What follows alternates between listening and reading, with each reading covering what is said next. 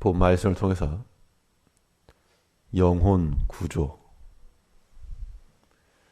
영혼 구조라는 제목으로 하나님의 말씀 증거하겠습니다. 우리가 교육이라고 말할 때는 지금 당장 변할 것 같지 않아도 장기간의 기간을 통해 조금씩 변해가는 그러한 과정을 생각할 수 있습니다. 근데 이 구조라고 하는 것은 다음으로 미룰 수 있는 것이 아니고 긴박하고 또한 시급하여 지금 당장 일어나야 될 일들입니다. 우리의 이 영혼에 대해서 단순히 교육한다. 그런 측면에서만 아니고 조금씩 성장하고 변화되어야 될 부분도 있으나 그러나 우리 영혼에 대해서는 시급한 마음을 가지고 깨어라. 일어서라. 지금 당장 돌이켜라.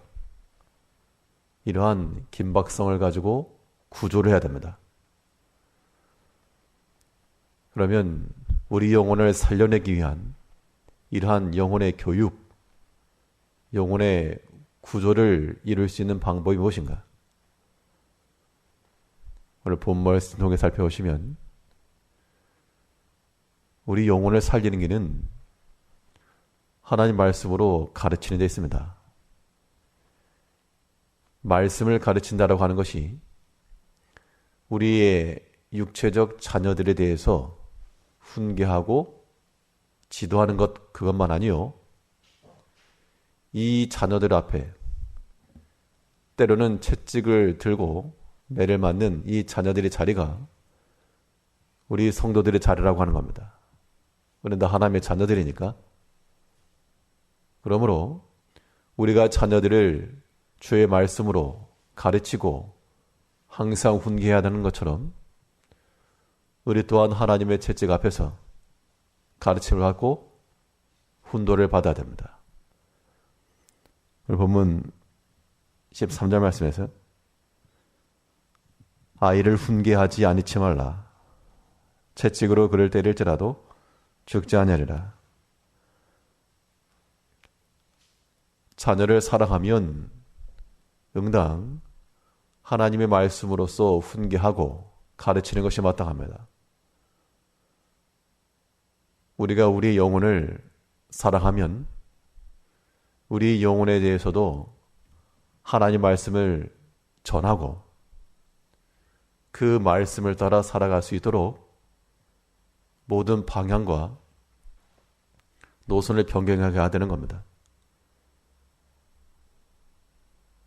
그 말씀을 제대로 듣지 않으면 부모의 마음이 자녀들에게 채찍으로 나타나듯이 우리가 하나 앞에서 바른 모습 가지고 나가지 않으면 하나님께도 채찍이 있는데 이러한 채찍이라고 하는 것이 하나님의 교육수단인 겁니다.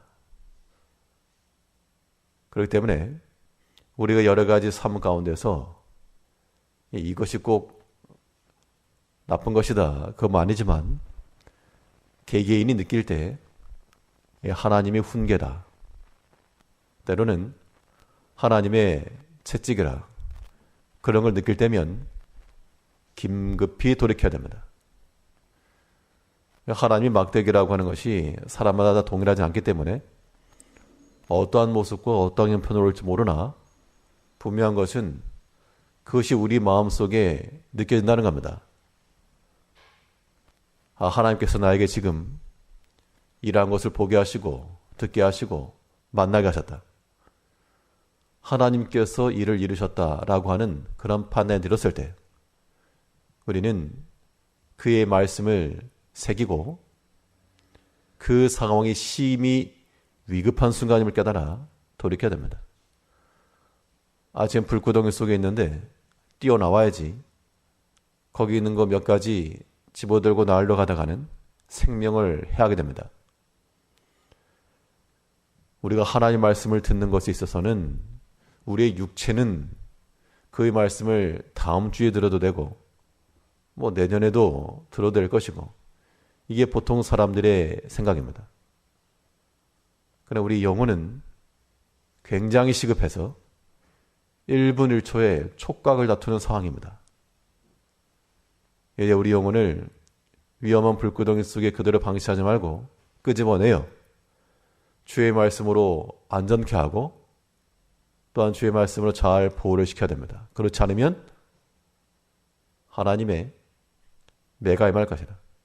그 사랑하는 자녀들에게 채찍질을 내서라도 훈계하라 라고 말씀하신 하나님께서 그의 사랑하는 자녀들을 훈계치 아니하시겠는가?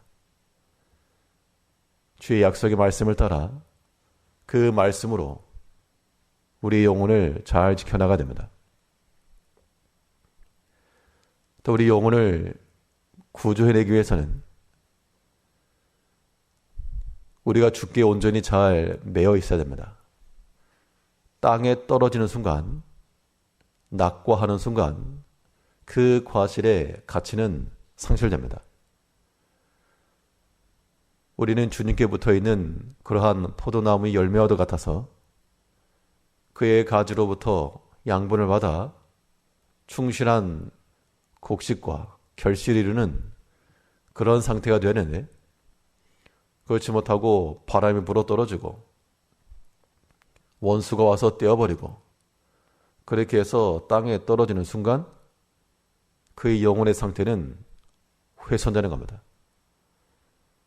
그러한 땅에 떨어지지 않도록, 우리가 이 세상 가운데 떨어지지 않도록 잘 방하고 막아내는 것, 그것이 우리 영혼에 대한 교육이요, 우리 영혼을 구원해내는 겁니다.